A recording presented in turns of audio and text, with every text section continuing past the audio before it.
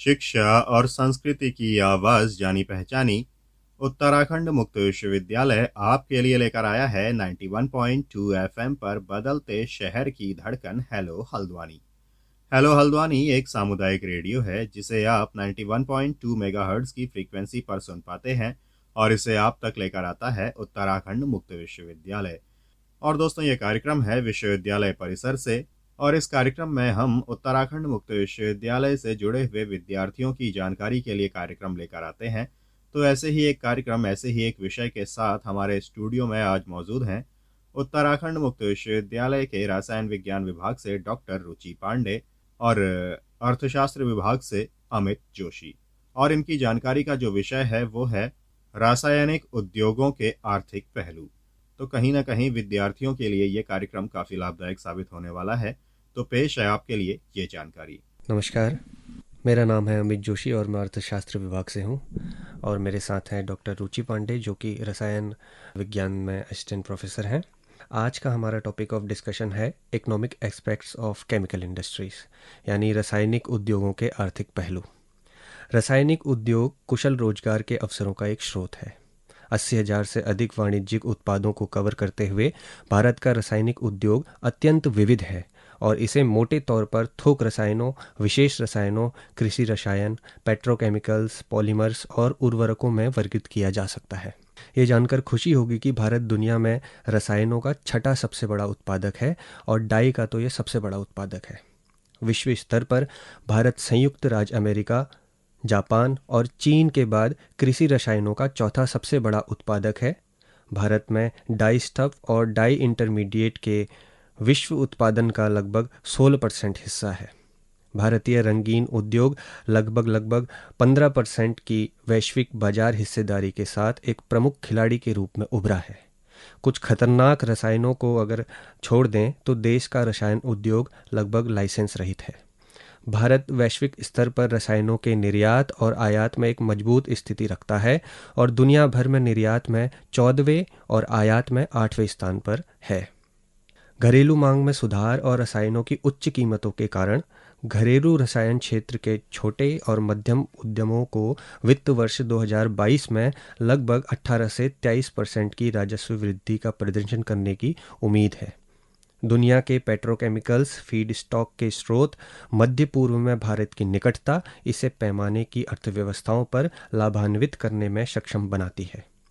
क्रिसिल, ये एक rating agency है, इसकी रिपोर्ट के अनुसार भारतीय निर्माताओं ने वित्त वर्ष 2015 और वित्त वर्ष 2021 के बीच में राजस्व में लगभग 11% की CAGR यानी कंपाउंड एनुअल ग्रोथ रेट दर्ज की है, जिससे वैश्विक विशेषता रसायन बाजार में भारत की हिस्सेदारी 3% से बढ़कर 4% हो गई है।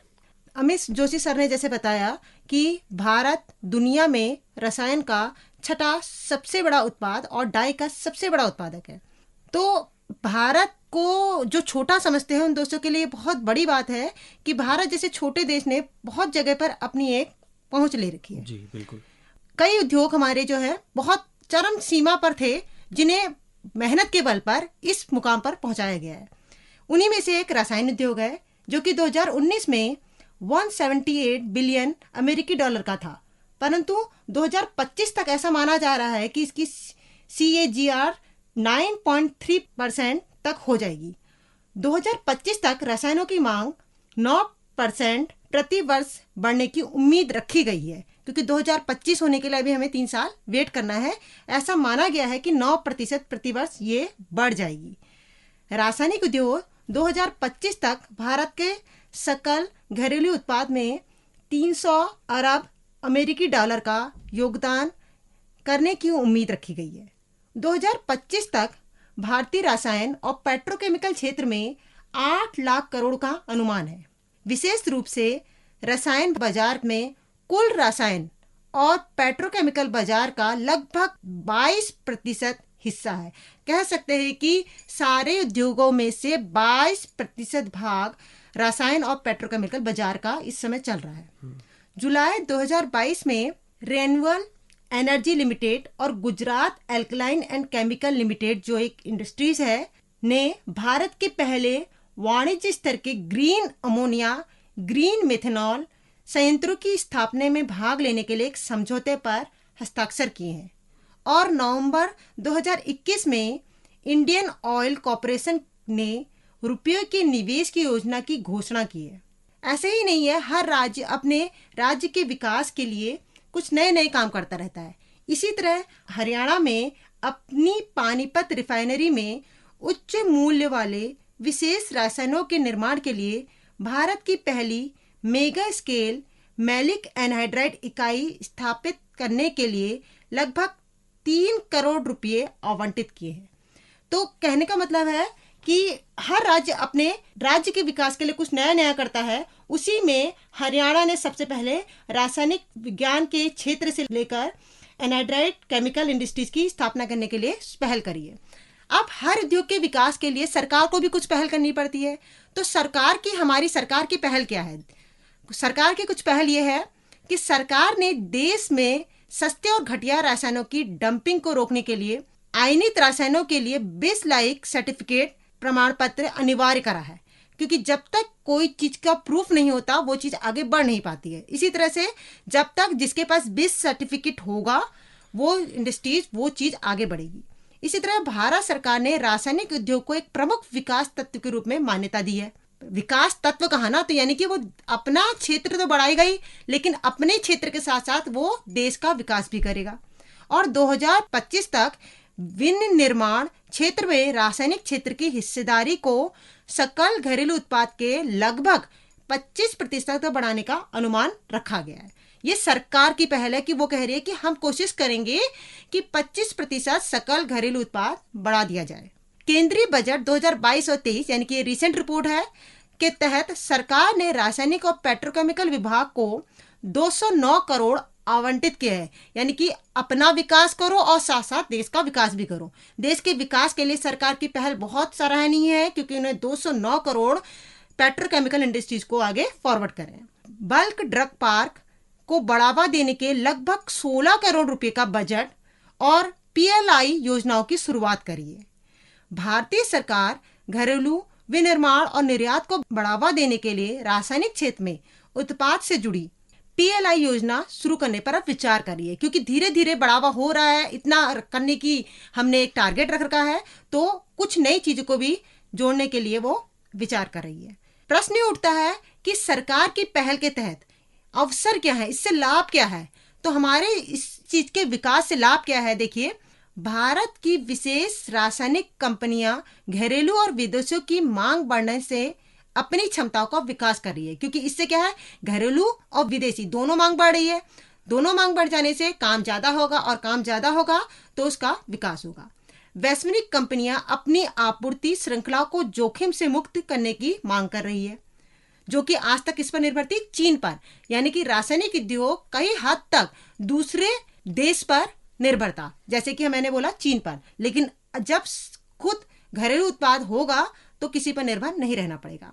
और साथ साथ रासायनिक क्षेत्र का इससे महत्वपूर्ण विकास हो रहा है। देश का विकास होने के साथ साथ कई नीति समर्थन भी मिल रहा है, जैसे कि रासायनिक उद्योग में सरकार कृषि रसायनों के घरेलू विनिर्माण को बढ़ावा देने के लिए उत्पाद से जुड़ी प्रोत्साहन पीएलआई योजना, मैंने अभी आपको बोला था इससे पहले कि पीएलआई योजना शुरू की है। तो पीएलआई योजना क्या होती है? उत्पाद से जुड़े लोगों को प्रोत्साहन देने के लिए एक योजना शुरू करी है, जिसका केंद्रीय बजट इस बार जो रखा गया है 209 करोड़, यानी कि 209 करोड़ रासायनिक पेट्रोकेमिकल इंडस्ट्रीज को आवंटित करा गया है, जो कि हमारे रासायनिक और पेट्रोकेमिकल इंडस्ट्रीज के लिए क्या है, बहुत ही बेनिफिशियल है।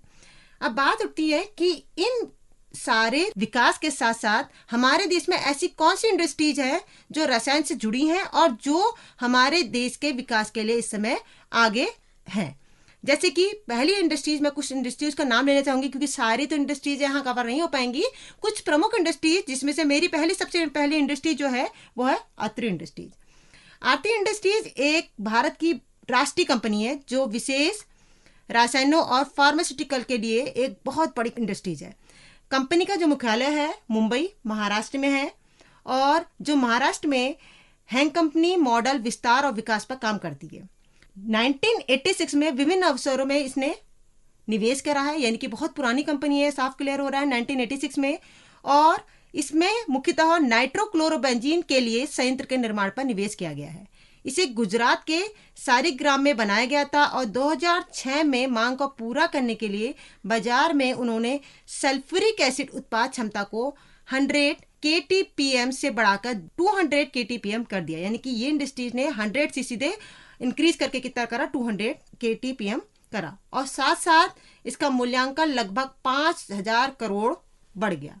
इसी तरह से दूसरी इंडस्ट्रीज हम जो लेंगे वो हमारे पास है Gujarat alkaline chemical industries. Gujarat alkaline chemical industries सबसे तेज बढ़ने वाली कंपनी में से एक है। राज्य सरकार इसकी मालिक है। नाम राज्य सरकार मतलब Gujarat. Company phosphoric acid, potassium carbonate, chloromethane, caustic soda और अन्य कई रासायनिक के उत्पाद में इस समय अग्रणी है। वर्तमान में कंपनी के 2 उत्पाद संयंत्र हैं, दोनों गुजरात और बड़ौदा में, यानी कि एक गुजरात में है, दूसरा बड़ौदा में है। गुजरात एल्कलाइन केमिकल इंडस्ट्रीज की स्थापना भी बहुत पुरानी है। यह 1973 में स्थापित की गई थी और गुजरात सरकार इसकी पूर्ण तरफ से मालिक के रूप में इस समय हमारे सामने प्रस्तुत है। इस कंपनी का लगभग उत्पाद क्षमता 4,000 करोड़ के लगभग माना जाता है। लगभग कह रही हूँ, लगभग माना जाता है। इसके अलावा कुछ और इंडस्ट्रीज है जिसके बारे में हम डिस्कस करेंगे डॉक्टर अमित जोशी से। धन्यवाद मैम। जैसा कि आपने बताया 2 इंडस्ट्रीज़, आरती इंडस्ट्रीज़ और गुजरात एल्कलाइंस एंड केमिकल। इसी क्रम में 2-4 और इंडस्ट्रीज़ हैं। वैसे अभी अभी कोरोना और लॉकडाउन से हम लोग उभरे हुए हैं और शेयर मार्केट भी पूरे वॉलेटाइल है। इसके बावजूद ये लगभग 11% की CAGR दे रहा है, तो ये अपने आप में ही बड़ी बात है। तो इसी क्रम में एक और इंडस्ट्रीज़ है जो है पिडलाइट इंडस्ट्रीज़ लिमिटेड। पिडलाइट भारत की एक बड़ी एडेसिव उत्पाद निर्माण कंपनी है और इसका मुख्यालय मुंबई महाराष्ट्र में है। Company food and fabric care, car products, sealant, textile resin, construction chemicals और कई अन्य उत्पादों के निर्माण में लगी हुई है। हम अच्छे से जानते हैं फेविकॉल को, तो फेविकॉल पिडलाइट का सबसे सफल उत्पाद है। बाजारों में विभिन्न प्रतियोगी हैं जो समान प्रकार के उत्पादों का निर्माण कर रहे हैं, लेकिन पिडलाइट के रूप में विकसित नहीं हो पा रहे हैं। पिडलाइट के स्वामित्व वाले कुछ अन्य brand Fevikwik, doctor Fixit, M-Seal इत्यादि हैं।